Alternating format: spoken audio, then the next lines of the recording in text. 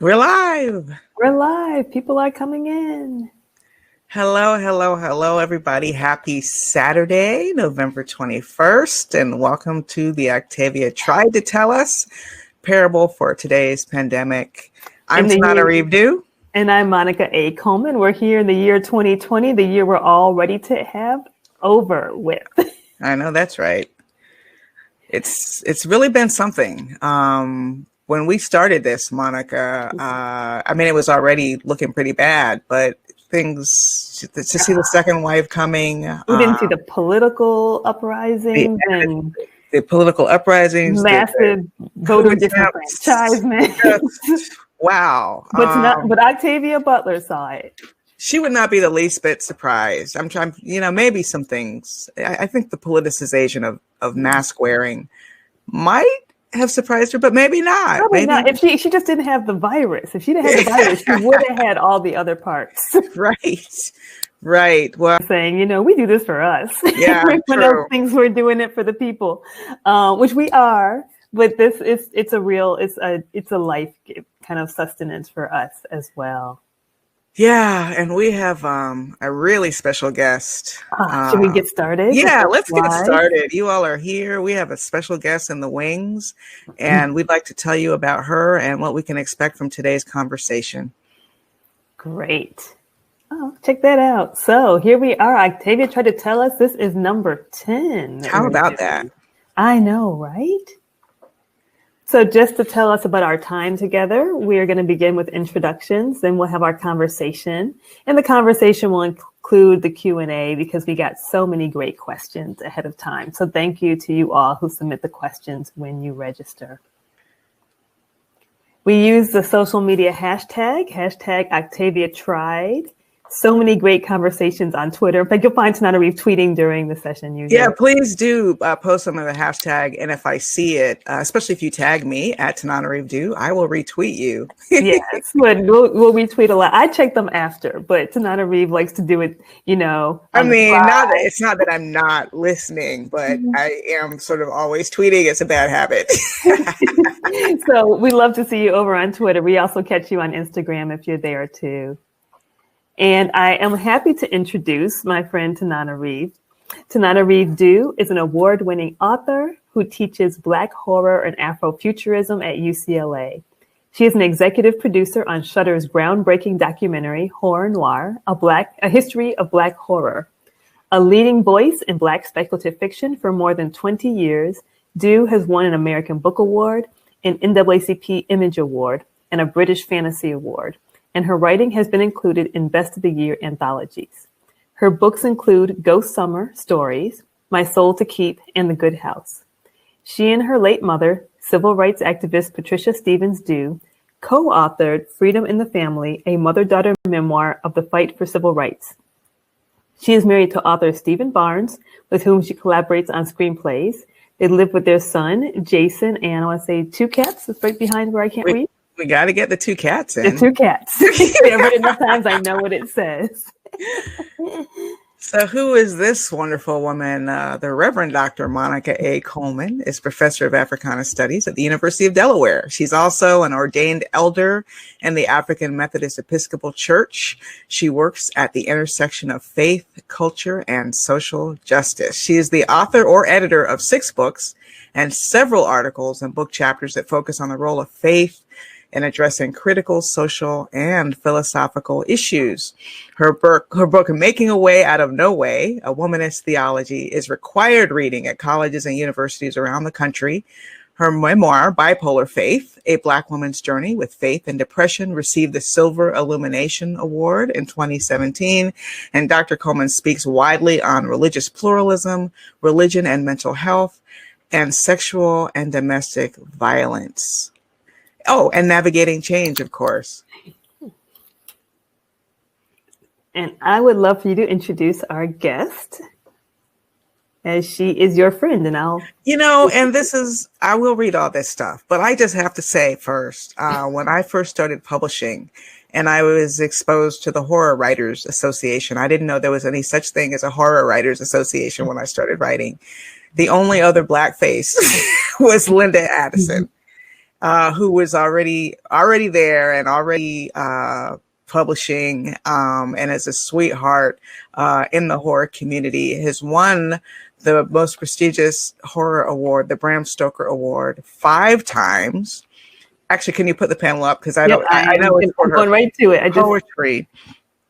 But I'm just so happy, not just to have her on the Octavia Tried webinar, but just to visit. Still didn't work. So it's okay. I've got a little boxes sort of blocking some of it. There we are. She's born in Philadelphia, an American poet and writer of horror, fantasy, and science fiction. She's the first African-American winner of the HWA's Bram Stoker Award, which she won 5 times for her collections Consumed, Reduced to Beautiful Gray Ashes, and Being Full of Light and Substantial, and How to Recognize a Demon Has Become Your Friend. Ooh, some people can relate to that. And 4 Elements and A Place of Broken Things. In 2016, Addison received the HWA Mentor of the Year Award. And in 2018, she received the HWA Lifetime Achievement Award. That's how you know you have made a contribution. She has published over 350 poems, stories, and articles, and is one of the editors of Sycorax's Daughters, Cedar Grove Publishing, which is in my recommended reading in my Black horror class at UCLA, which is an anthology of horror fiction, poetry by African-American women, also a Bram Stoker finalist. Catch her latest work in The Place of Broken Things, written with Alessandro Manzetti, Crystal Lake Publishing, and anthologies Cosmic Underground and Scary Out There. Addison is a founding member of the writers group Circles in the Hair and a member of HWA, the Science Fiction Writers of America, and the SFPA. She's the only author with fiction in 3 landmark anthologies that celebrate African-American speculative writers: Dark Matter, A Century of Speculative Fiction, Dark Dreams 1 and 2, and Dark Thirst. Welcome, welcome, welcome to Linda D. Addison. And you can find her. It's a new one for us at Night, NYTE Bird 45. So if you're tweeting. Right. So wonderful. And this is number 10 in Parable for Today's Pandemic. And we had hoped that perhaps the pandemic days, or the worst of them, might be behind us by the time we got to November and December. And I think early on, a lot of us expected to be able to make Christmas plans, Thanksgiving plans, and such has not been the case. So Linda, I know now, of course, we could just talk about your writing. We could just talk about Octavia and her influence on you. And maybe we can start with Octavia. But I really, a lot of our registrants know that you are a COVID survivor. COVID is very much on a lot of people's minds. And you did not have that asymptomatic, oh, I don't even know I'm sick kind of COVID. So if you could start a little bit with just sort of your relationship maybe with Octavia Butler, or if her work has inspired you in any way, and we can speak about that. But then we want to talk about your COVID journey. Yeah. To me, I mean, not that I don't want to talk about Octavia because she's my heart and soul, but I just know that we are going to save at least one life today with this conversation of COVID. So that's why I'm happy to talk about it. Octavia, whew. First of all, this is on my writing desk all the time. Oh, her notes. Those of us who've been to the Huntington know what that looks like. I can't wait to go and see it in person, but I printed this offline where she says what she is going to be: a bestseller writer, blah, blah, blah, blah. And I have it here as a constant inspiration to me, because I think like intention is really where the real magic is. I mean, you got to do the work, but you got to be able to see yourself doing the work and it shining. And I first met Octavia Butler in person, even though I had read her work, when I went to a soiree in New York. I lived in New York until 6 years ago, and then I moved to Arizona because, you know, the weather, the cost of living, just saying. So, yes. But when I met her, I was already in Dark Matter. Right. And Cherie, oh my God. Cherie Renee Thomas, the editor. So much. Cherie Renee Thomas knew how crazy I was for Octavia.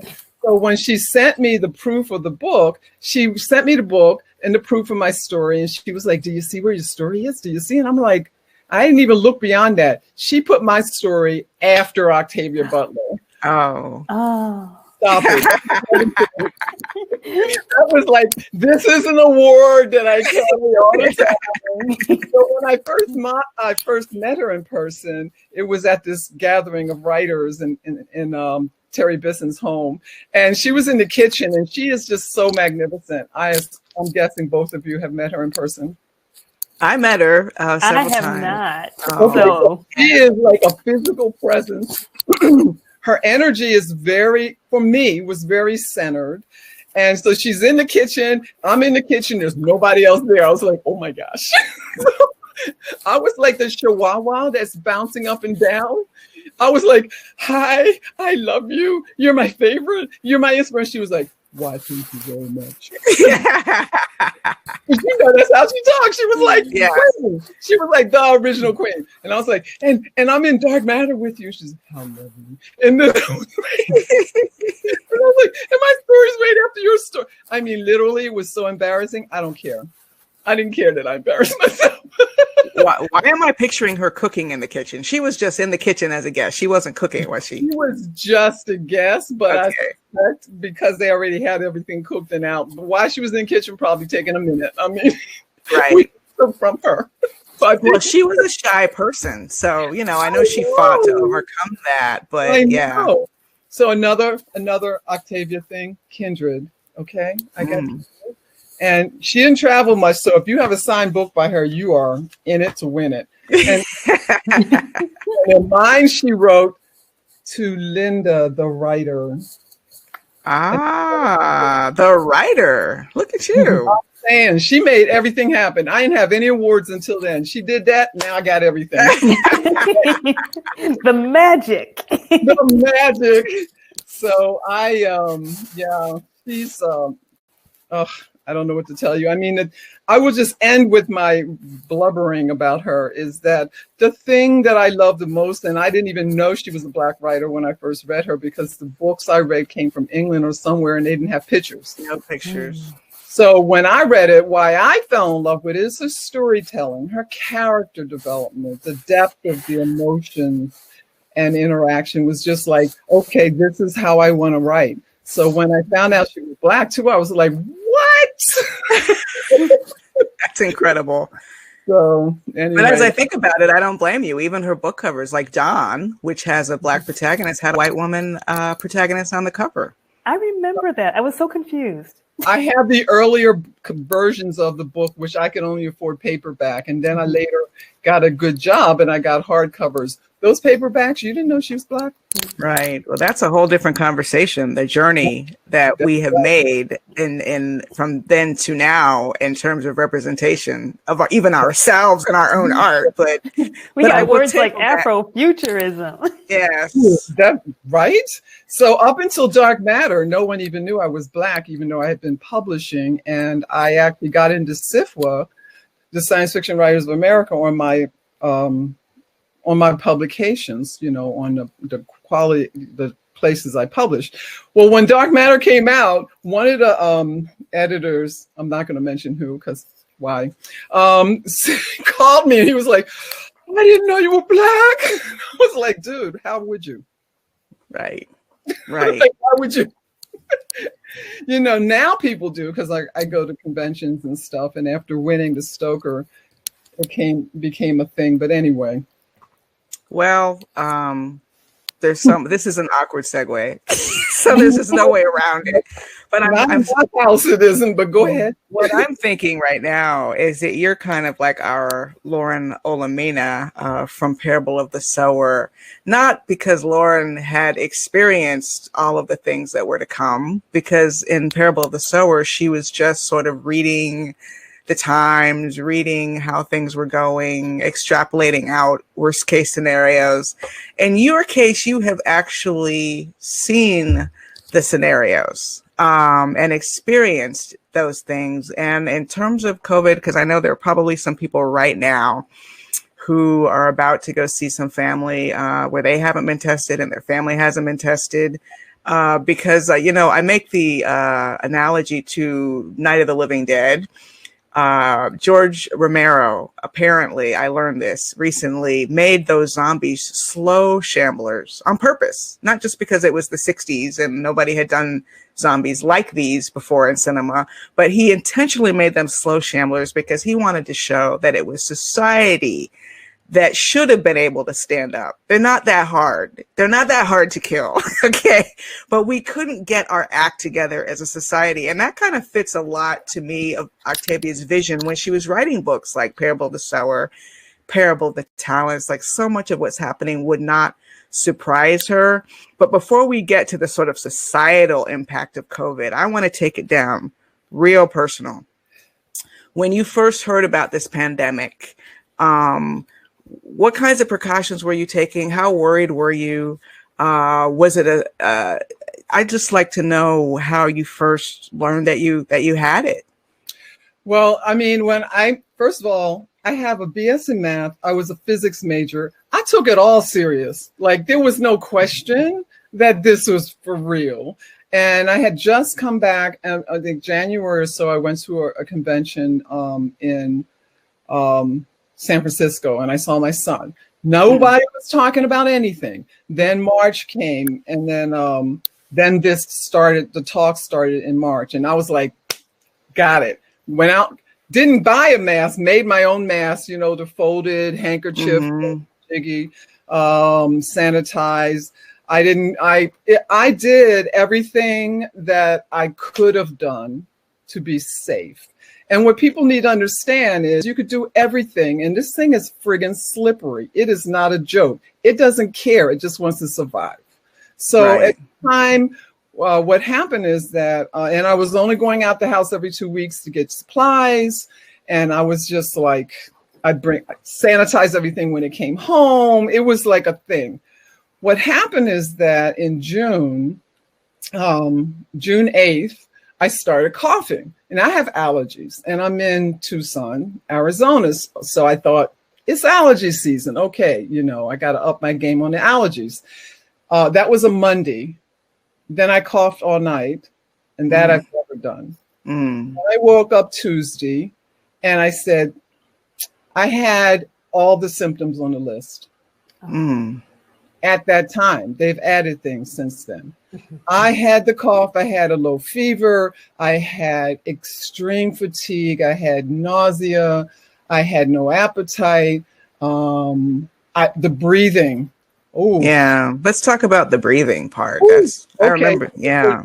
Yeah. So for 9 days after that, and I called my doctor, and she was like, we went through the whole list, and was like, and there's nothing you can really do, except I took my temperatures 3 times a day to make sure it didn't go over 101, and that my breathing was still workable, because if any of those things changed, then I had to go in the hospital, and that was the last place I wanted to go, because there was nothing they could do. Try to support my own body breathing. So for 9 days, all I could do was sit and breathe. And when I'm saying breathe, like we're talking now, we're breathing, we're not paying attention. When I sat unable to do much of anything else, like it took everything for me to get out of bed and get into a chair, each breath, when it ended, I didn't know if I was going to get another one. Okay? And you live by yourself. And I live by myself. And I had a good friend that lives around the corner, and, you know, she was like, do you need anything? Well, up until then, I knew that every time I went to the store for every 2 weeks, I bought extra supplies. So I had stuff here, even though I wasn't very hungry. I'm also a lifetime Weight Watcher. So I knew I had to get some calories in. Otherwise, that wasn't going to be a good look. So for 9 days, that's what I did. And that was an experience that changed me in ways I can't even begin to tell you. I'm still processing it. There were points in those days where I actually thought, well, if I don't get another breath, how do I feel about my life? My whole life of 67 years at that point. You know, the mistakes I've made, the good things I've done. And I was settled. I got settled. I was like, okay, did as good as I could, you know, not the worst person. There's a lot of people that would be the worst person, in my opinion. That was not what I put myself on that list. Not the person, because I don't know who that is either.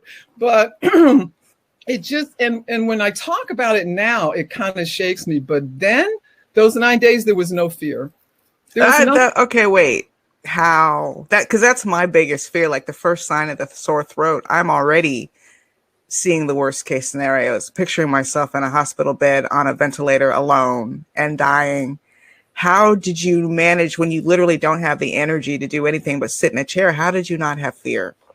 I think that it was a very physical, organic, three-dimensional moment for those 9 days. I mean, first of all, I do meditate and do Tai Chi. I don't know, maybe that helped too. But the bottom line is I didn't have energy to do anything else. And I was surprised. I talked to a couple of my friends a little bit because I was coughing all the time. So a conversation was not something I could do very easily. It just wasn't. There was literally just inhale and exhale and not knowing if the next would come. There was just no place, no time, no energy. I was in like a sort of in-between state almost, like if you're half sleep, half awake state. Now, what about sleep? So did you prop yourself up to sleep? Did you not sleep? I didn't sleep well at all. First of all, I had some cough syrup here because the coughing was keeping me up. And my chest actually literally got sore from coughing all the time. And then I kept waking up because I kept feeling like I couldn't get enough air. Yes. So I'd fall asleep. And then because of the breathing shortness of breath, I'd wake up. And I was sleeping like propped up with pillow. It was, I'm like that person that if I don't have a cup of coffee in the morning, things could ensue on a violent level around me. That's not good. I went the second day I was sick. I made my coffee somehow. I don't even know how I did it. And I took a sip and it tasted like ashes. And then I knew I was in trouble. That's when I called my doctor with everything else. I was like, this is not good. So, go ahead. No, I was just going to say, and you might have been about to say this anyway. I know from our conversations that COVID for you did not end after those 9 horrible days. Right. So I think like you made the comment that when people say, oh, it's just like the flu, it is not just like the flu. So what has it been like after the most acute portion of the COVID? And by the way, keep in mind, I would be considered a mild coronavirus symptoms. Not even moderate? No, because you go to the hospital? This is mild. If I had to go to the hospital, excuse me, I would have been considered moderate. That's mild. That was mild. And also people think mild, 2 weeks, you're good to go. For a lot of people, they do. But for me, what happened is it took 4 weeks. I mean, I started getting better after the 9 weeks. I coughed a little less. 9 days. 9 days, sorry. I coughed a little less. My temperature started going down, not to normal, but a little bit. But the breathing was still a problem. So at 4 weeks, I finally went, and I didn't go out the house for 4 weeks. My doctor was like, stay in for 2 weeks. I was terrified to be around people because I didn't want to witness to anybody. It was horrendous. 4 weeks, I went to my doctor's office, who was around the corner because I could drive well enough to drive. And she sent me for a test for pneumonia because of the breathing. It was not. I did not. She gave me an inhaler, thank God, because then with the inhaler, I was able to breathe. And that made a big difference. So then 6 weeks, I started feeling a lot better. I started doing a little bit of exercising. Are you all listening to this? 6 weeks, she feels better enough to exercise. Yeah. And I'm talking about lightweight exercise. I did one night of very lightweight exercise, and I woke up the next day, like back to 2 weeks after I was sick again. Wow. Coughing a lot, huge fatigue. And all this time, no appetite. So I was like eating little things, watching cooking shows to make myself eat. So it was until my appetite came back in beginning of September. Oh, from June to September. June to September. I stopped using the inhaler the middle of September. I stepped down using it. I still have it next to the bed. Still recently, yeah. Yeah. Middle of September, the brain fog left me. In September, I had a big boost of the brain fog left, which I couldn't write. I was going to ask you about that, and some of our attendees that wanted to know. Between June and September, I could not write, which if anyone knows me, they know that that is like taking everything away from me. Couldn't do it. Couldn't look at the computer, watched a lot of dumb TV. I was in the middle of doing final edits on my first sci-fi novel, couldn't do it. So in September is when the brain fog lifted, the coughing really went away for the most part. The fatigue became manageable. I still had to like nap every day for a couple hours. And so what I'm still left with now is the fatigue. Last week, for 5 days, 2 of those days I couldn't get out of my pajamas. I was so exhausted, and the brain fog came back, and the headache and dizziness. And then it's sort of, this week has been a good week, because now this week it's a lot less, and I can do stuff, and I can, I still nap. I thought I was losing it in my head. And then I saw a doctor's video talk about post-viral chronic fatigue. And that's what I have. Is this considered long COVID? I'm a long hauler. Once I got past 4 weeks, I was considered a long hauler. And there's a lot of people out like that, and who are much worse. Everything I just told you, there are people suffering much worse than me with this. And so I never really said much on it, except maybe I think around August or so, I can't really remember, is I put up a post about wear your mask. I said I wouldn't curse. Wear your damn mask is what I'm going to say. Because here, my doctor and I could only figure out that I got this when I went to the supermarket, because I wasn't seeing anybody. There was no contact tracing for me. But when I went to the supermarket here in Arizona, 50% of the people were not wearing masks. I wasn't wearing goggles then. Then later on, they found out that someone could breathe it in the air. It could sit in the air and come into you just like that. And they didn't even have to have symptoms. All of that no one was talking about in June. Like through your eyes? Yes. So somebody with no mask was standing by the freezer section, and they walk away and you walk by the freezer section. Even with your mask on, it could come in through your eye. Exactly. And they didn't have to be coughing, sneezing, because I made sure. So that's how insidious this virus is. And it doesn't care your color, your although there's a whole nother conversation on what the Black community and all that kind of stuff. But basically, it doesn't care about politics, it doesn't care about anything. It just wants to survive. And that's how I got it. And the last thing, which is kind of minor really, but was interesting, is that I started, my hair, I had a very long mohawk, like 8 inches long, started coming out by handfuls. Like if I can do that now, except it's shorter and it's not as noticeable. And I just went to the hairdresser and said, cut it off. I made an appointment when no one was there, and she just cut it down. The hair loss and my nails all broke off, because when your body goes through something that intense, and there's a lot of reasons for different things, like the first thing it does is it takes energy away from the hair and nails, because it's like, you can live without that. I need to make you breathe. Now the hair and all that will come back eventually in some weeks and months, they said. What they know about the fatigue is that they believe that will also heal in some weeks and months. And there's a lot of, what I'm telling you, there's hundreds of thousands of people out there who could say the same thing. So the bottom line is, people need to wear their masks. If we, you know what, I had this feeling, and I think I mentioned this to you guys yesterday. Just today. Yesterday, I had this sense, this burst of energy that said, we're going to save one life today. If we save one life today, then all this is worth it. Because when I get off of here, I got to go take a nap. This is what I can do today. We're so grateful that you've chosen to be with us with the energy that you have. And this was really important to Tananarive and I as we're headed into Thanksgiving in this holiday season, Thanksgiving in the U.S. and, Christmas and Kwanzaa and, other holy days where we so want together, right? We want to be with our families. We're so tired of not being around other people. If you're alone, the isolation feels heightened. And we're all tempted, right, to just kind of lower the boundaries or just get together or, you know, it won't be for long, and widening those bubbles. And we just knew that you would have something to share with us to, you know, maybe jump us right back home. Let me just tell you one statement I saw in the news that horrified me. Horrified me.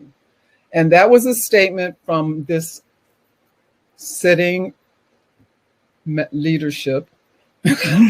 Trying real hard. trying to keep the words clean. Who shall not be named. Who said, oh, they don't suggest not having older people to Thanksgiving because it's depressing and hard enough for them to be alone. Really? Because let me tell you this.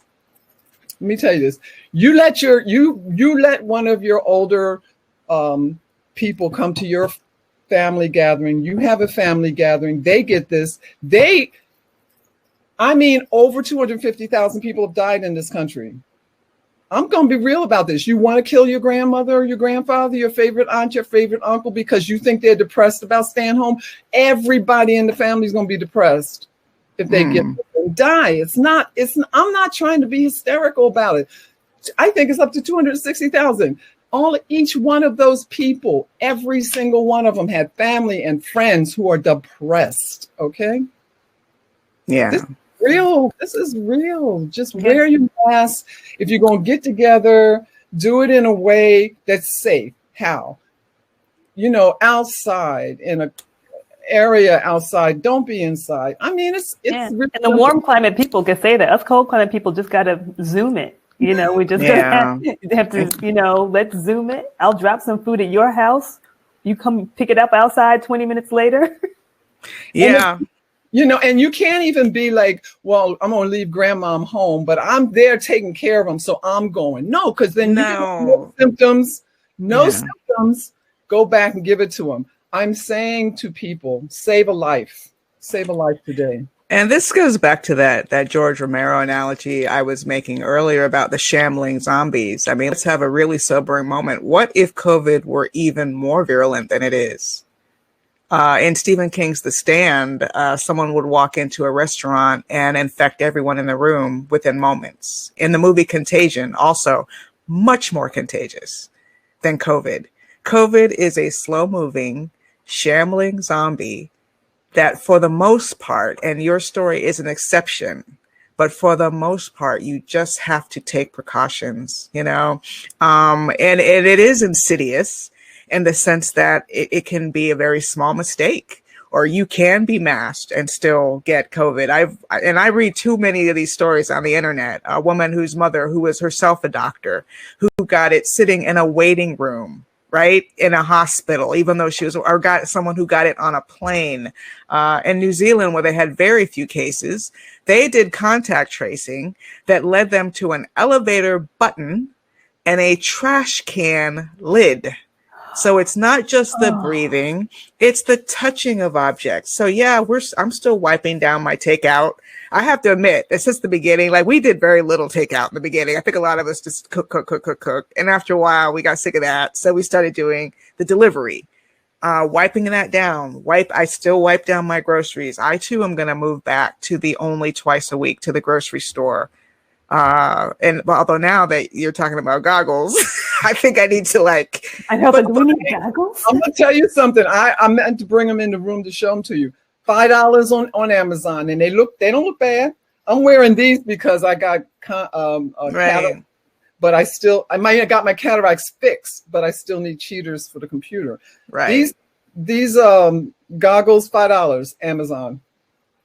And in California, we're lucky. Everyone had masks. I've rarely seen anyone inside my grocery store without a mask. So, and the workers seem to be there all the time. So I'm like, well, they're not getting sick. So, but it's not just sort of the politicization of masking that I want to address. It's people like us, people who are, I'd say, in the tribe of the informed, but who, because of personal reasons, it's almost like with the zombie, the reason people get killed is they can't believe that someone who looks like a loved one would try to hurt them.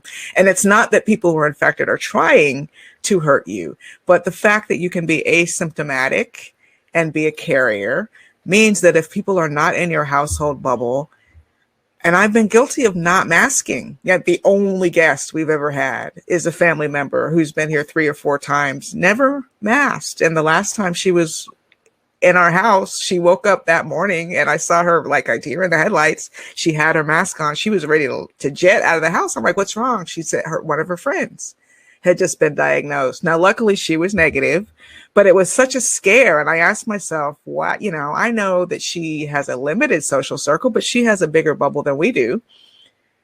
See, this is the thing that I find interesting. And I think as writers and also the work that you do, Monica, of awareness of society and people and the healing that you do also, we observe everything.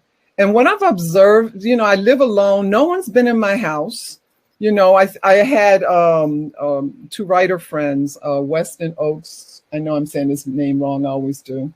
And Yvonne Navarro, who lived in Sierra Vista. And I adore both of them. And they came by a couple of times. And I have a really nice courtyard, private courtyard. And we sit out there 20 feet apart and talk. And I think they came in one time to use the bathroom and back out again. But other than that, no one has been in my house. I won't let anyone in my house.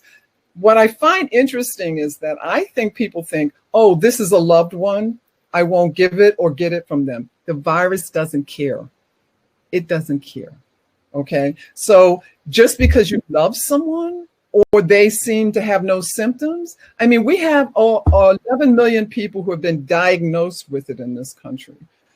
Probably the numbers are twice as big as how many people actually have carried it. Mm-hmm. How many forget who got it in November, December, and January. In February, where people weren't talking about it. And True. Just thought they were sick.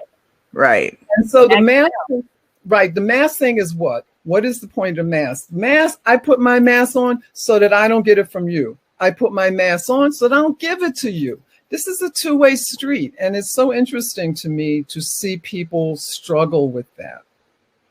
When I was going into the supermarket from March until whenever the city decided to make people mask, I would walk through there and people looked at me like I was crazy. I was like, But you know what? I wasn't safe because they weren't wearing masks. Right. A study was done that on an airplane. They did a study that one person was diagnosed with it on an airplane, but everyone was wearing masks all the time. No one got it. That was not luck, by the way, folks. Mm-hmm. Well, and this is what makes it so difficult, right? Because it requires our interdependence, right? Which we know that we're interdependent, that no one is an island, but it requires people to care about people besides themselves, right? And, when going out in public and all of that. And it's, how hard is it to depend on people let alone sometimes people you don't know?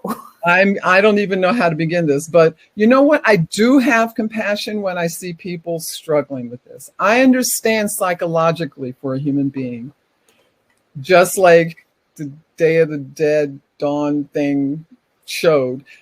We're humans with psychological depths and levels of healed and not healed. So it's a struggle, and I get that. Right now, everyone's got to make their best decision. Like I said, I know for sure. My ancestors told me this yesterday when I was just sitting thinking about today and like making sure I got enough rest and everything. So Thank you so much. My ancestors told me yesterday, at least one life has been saved with this conversation. More, but we won't know. But I can tell you, and I'm getting the energy again now, at least one. And that makes it all worth it. When I put my thing up on Twitter and Facebook about the mask and then shared my journey 2 or 3 months ago, that's why I did it. It wasn't and I did get a lot of people like, I'm so sorry. And all. That was not why I did it. I did it because, again, I heard this energy saying, you got to share this. You got to let people know that even if you do everything, it's still possible to get it. Well, thank you so much for that, because all of us need that kick. I look back on some things I've done in the past because I'm a hypochondriac anyway. So I know, like, okay, I'm going to the dentist. So for the next 2 weeks, I'm going to be convinced I have COVID at least once a day. That's why I keep my temperature handy. I made my thermometer handy so I can check it and talk down those voices. But you mentioned the writing piece, and I know a lot of people here potentially are writers, and some of the questions were directed to you as a writer. How did the writing come back? How did it appear? Was it the energy, the inspiration, both? What do you remember the first time you wrote? Well, after your illness? I tried. Did you write about COVID? No, I didn't. I'm still processing everything. I know that I'm going to do something because those 9 days really did change me. One of the biggest things that changed in me is I have less fear of death. I know that sounds weird, but I do. Beautiful. Because I sat with it for 9 days. And I was like, ultimately, we're all going to go one day. So for me to get back, I'm going to show you something really funny. And this is not why I did this. I had just finished this novel. You see this board? Every postie on this is one of the chapters from my novel that I was working on. It's a hard sci-fi, far future, playing with multiple realities, because that's my favorite thing. So I'd done this board because I was identifying characters and interactions and all this kind of stuff. This board sat in front of me all the time I was sick until September, when I could write again, to remind me this is what I'm going back to. And now I am back to it. I know that I will write about this, but I'm still feel like I'm processing it. So when I went back, it was this. It was also opportunities that came up for short stories and poems that came out this year. So, that's how it is. I've just gone back to it slowly, but it's the joy for me to write. So to be able to work on this again is really making me very happy. I think I had myself muted. I was just saying that's beautiful, beautiful, beautiful. And remind me again, because I'm tweeting it. I'm just going to be real. How long? Told y'all. How long was it before you were able to write again? Well, it was months. I think it sounds like you said 2. It was June until September. Okay. Yeah. Okay. Yeah. Wow. And the brain fog was real. I mean, I literally couldn't put thoughts together, and I'm a very organic writer.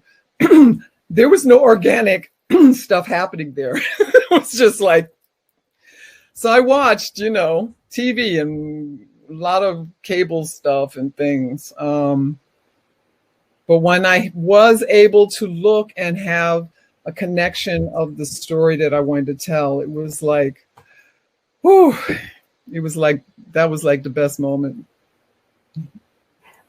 Oh, we got a great question about, kind of your survival tips or rituals that you started or revisited, really kind of, we know for 9 days you just breathed and worked on breathing.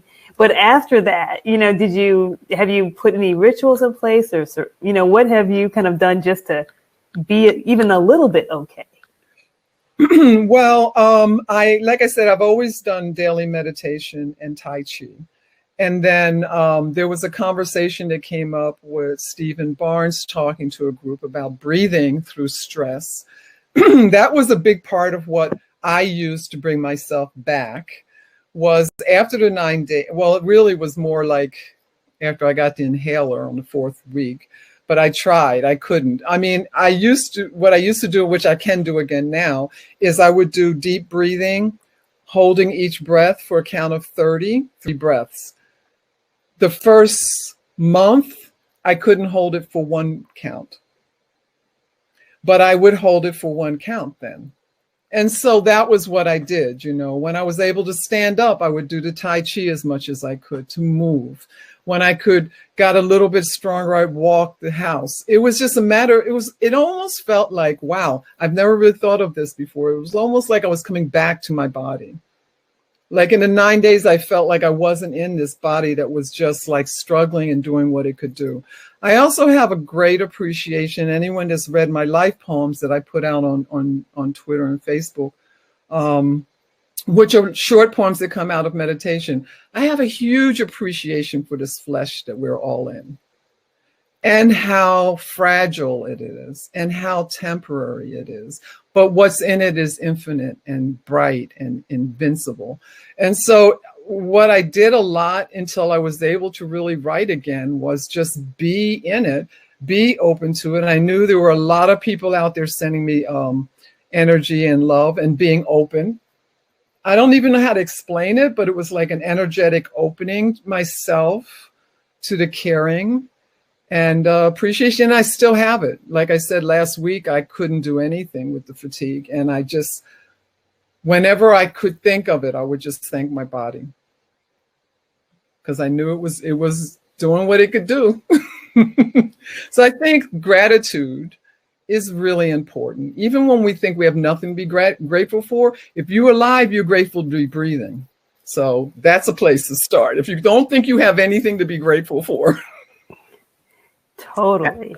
I absolutely. And I have to say, and Stephen Barnes is my husband, so I can't wait to tell him that, that you found his advice helpful. He's certainly been very helpful to me.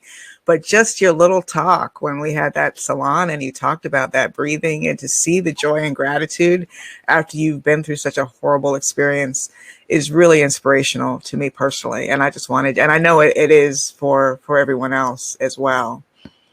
Well, anything I can, as I often say, what I do for me, I do for everyone. What everyone does, they do for me. So we're all connected.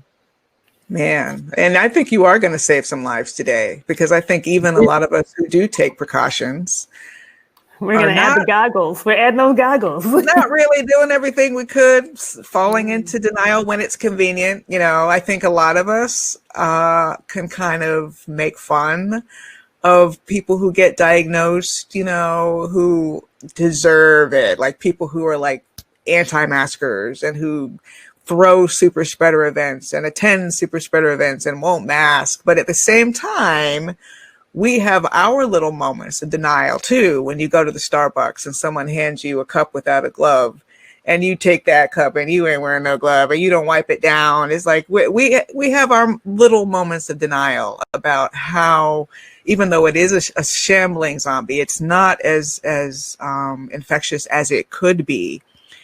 But wow, is it eye-opening in terms of what the next one could look like, and how human nature and psychology, which you know very well and write about, and Octavia wrote extensively about, can lead to even a more disastrous effect than what we're seeing now. Truly. I mean, I understand, like I said, when I see people behave in ways that I don't think are safe, I understand denial is a way to survive. But it's not for this virus, because it doesn't care. I mean, when I go to get the mail, I was laughing today. I got the mail before we got together, and it's just a mailbox right in front of my house. Every day when I go get the mail, I put hat on, goggles on, I have gloves, my mask. I'm like, wow. You ain't playing. This is like suiting up every day. Well, do what you need to do. And the mail goes on a place where I have newspaper where it sits. If it's a box, it goes in the courtyard in the sun. I don't touch it for at least 24 hours unless I need to open it. I stopped doing that. See, okay. I think a lot of us, you know, you just get the fatigue. Or we kind of forget, but it is. I think it is the fatigue, right? Or we're just, you have to keep, and we're still good to wiping things down, but the mail, I haven't been. And I've seen the mail carrier, so I should be. Because I know the mail carrier is not like wearing the mask right and wearing the gloves. Okay, even if he's wearing gloves, get this. Even if that person's wearing gloves, they are opening everybody's mailbox and putting that mail in. With those same gloves on. Right, it's like doctors, you know, they're not taking them off in between, right? No. It's right. So we really... It's a great reminder to, you know, stay on our P's and Q's. And especially, you know, there are some institutions and things that are like, oh, we're going to open in February. We're going to do this. And I'm February, like, what year? Because yeah. And I'm like, and it just pains me, because I'm like, surely you can tell. Okay, this is not going to be good. This is my thing when I hear things opening, schools, restaurants, all this, and people going indoors. Okay, so that means it's going to close down later because people are going to catch it and people are going to get sick and people are going to die. That's the process, people. That's how it goes. You go indoors with a bunch of people that you don't know what they've connected to. Remember the old days with venereal disease where they were like, you sleep with one person, you sleep with everybody they slept with? Mm-hmm. You breathing with one person and you breathing with everybody they breathed with. This is a hard reality. Yeah. Hard reality to understand. And you sharing that as a reminder, right? That was a public health campaign, right? We had public health campaigns, remember, right? Seatbelts, smoking, when it was called VD. And, you know, and so that did at least help us. We all got those little slogans in our heads and began to, you know, at least as a society, you know, think more intentionally about our behavior. And, you know, people will tell you, and it worked, not immediately, but it worked. So just another thing to say about this in a different way, because I've done a lot of panels talking about things and writing in life. I believe everything comes to us to give us a gift and to teach us something. Individually, and the country is an individual, and this planet as an individual.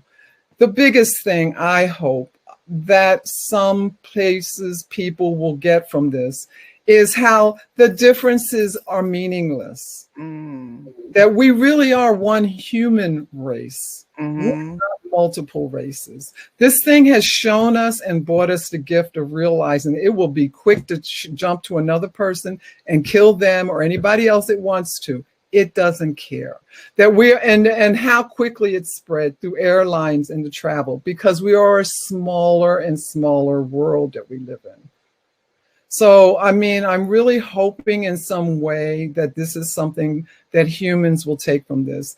And one thing I was really curious about is I wonder what Octavia Butler would write about in the future, because she wrote about so many things that we're looking at and going, whoa, what would she be seeing that we're not seeing now? Yeah. I would love to know that. And I think a lot of us as creators, I know I in the past have tried to sort of channel Octavia and write, like, how was she written post 9/11 and the rise of the Bush years? And my book, My Blood Colony, kind of reflected just some of that, like trying to like guess. But of course, Octavia would think of around a corner that I wouldn't even imagine. But the one thing that sticks with me is this denial piece.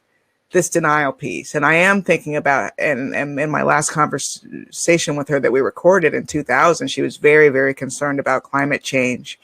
And I almost want to use that meme from The Wire, Omar coming, you know, who everybody was afraid of Omar. I want to say climate change coming, you know, because that's the thing I think we're very much in denial about as a society. Once we get beyond COVID, whatever that looks like, that is waiting for us. Now that you're saying this, I could imagine her writing years ago about a planet becoming conscious and kicking us off of it. Right. Which is what this planet seems to be doing. Right. Or, you know, and I was thinking, you know, just the raise in temperature, how that's letting Morley was almost there. No, she would, I mean, that I could see her doing, or something even more past that. And she would have done that before people were really talking too much about climate. But, you know, it's, you know, at this point, I just say each person has to do what they can do, but just don't, and live in whatever denial you need to live in. But just think about all the other people around you. If you don't care about you, think about the people you do care about. Because I can't tell you how many times my son has wanted to come here and help take care of me from San Francisco. And I was like, Noah. Oh, I'm sure. You're strong. You're strong. Even with testing and even with, because I do get false negatives. Yeah. So, yeah. The test mean almost nothing to me personally. How you feel means a lot. And there's so many people who feel fine and still pass it along. True. So it's not even worth the risk. Yeah. Wow. Well, Linda, I hope you're seeing this comment section, the chat on the side. Many people are just, thank you so much. This is so real. wipe everything down. I mean, you are So reaching grateful people. you're with us. Yes. You are I reaching just opened it up. I'm sorry, I didn't see it. Oh, no need to. I would love for you to tell us about, now that you're breathing a bit better, right? What you're up to, what you're writing, where people can find you. Well, you have my site, Linda Addison Poet, which will get you to the books that are out. Let's see. I'm in a couple of really cool anthologies, but before we talk about that, let me just mention before I forget, the real exciting thing is that a film was released this year that was inspired by one of my poems. And I know, right? Who does that? So cool. Where can we find it? Producer and director and writer of the script, Jamal Morning Meal. If I type it in the comment here, will people... Yeah, morning meal. I'm going to type it. You type it. We'll get it. Morning meal, like morning loss. And it's based on a poem that I wrote a long time ago. But whenever I've read and performed it, people are always touched by it. Well, what he did with the film is like blown my mind. So I'm very excited about that being out. And we're hoping it'll be streaming where everyone can see it next year. Also, I'm in Don't Turn Out the Lights, which is a whole lot of short stories and, scary but not scary. And it's a tribute to Scary Stories to Tell in the Dark, edited by Jonathan Mayberry. My story is called Mud. Takes place down south in my grandparents' memories of visiting my grandparents. So I've really had fun with that. And it's a story. And I have a poem in Miscreations. And all of these are on my site. So, and some other exciting things that are be coming up that I can't talk too much about. And my book. I love it when we can't talk about stuff because that means right. You Hollywood people. You Hollywood people. You're always like, I got more stuff, but I can't tell you yet. I know. But T has had I call her T, I'm sorry. Tananarive has had some wonderful visual. Her and Stephen Barnes have done some wonderful work visually, and I'm really looking forward and going in that direction. I want to see my work done. So that's why the film that Jamal did, which was extraordinary quality and everything, just made me very happy. I'm just going to say you will see it, so I'm going to we're just going to make that manifest. Right? I agree. You will see it. That 1,000%. As long as I have another day, I wake up days now and I'm like, "Ooh, here we are! Yay!" Well, and we all need to do that. And gratitude is an important. Yes, absolutely. So thank you so much, Linda. This is just, the tweets and the talk, all of it. It's reaching people. You and I hope we haven't tired you out too much. So you've earned that nap you're going to take after we're done. You know what? I'm so glad to be alive, girl. I'm happy to be tired for a good reason. And I just saw here that a reminder tomorrow I'm going, and the link is on my site, Linda Addison Poet. I'm going to be doing a reading for SpecPo Facebook. Yeah, it's 7 tomorrow. The message is coming up and I'm trying to read. It's a good thing this wasn't up while I was talking. Right. You were distracted with the side reading. So, I'll read to you. Well, good for you. That sounds fantastic. And if you have a link, you can put it up in the chat. But if not, people can look it up. Yes. And, we love someone that put in the chat, please continue to do these webinars, and we will. And so we wanted to share with you a bit about, kind of our spinoff community in a way, the way in which we get to do this in a more intimate way. So, because even though now we have chat and we didn't when we started, it's still not the same as being able to interact with us directly. It's a larger group. And we're more focused on our guest. But Monica and I also do a monthly webinar that is just a workshop for members where we just talk to each other and we all share, our journey, what's happening. Spill all the tea. And we have, Linda talked about observation and how that's a superpower for the artist. And that is one of the 7 steps of Octavia's method of shaping change. She was a key observer of behavior, of biology, life, ongoing discussion of her work and influence. an e-journal, which we are very proud of, for, like Linda was talking about, that daily practice of gratitude, a daily practice of setting goals, more interaction with us where we can put you on the screen, talk to you face to face, a social media group. And we do have an awesome little, not even 2-minute video. Can we share the video? Yeah, we can. Let's see what happens. Can I push tell you a little bit about it.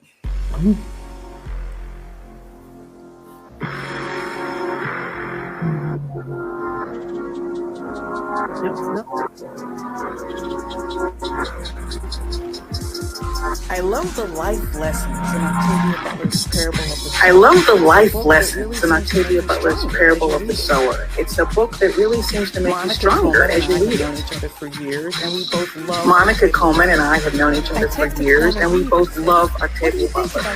I texted Tananarive and said, "What do you think about doing a webinar about theology of the Sower?" As a minister, I preach and teach about theologies of change.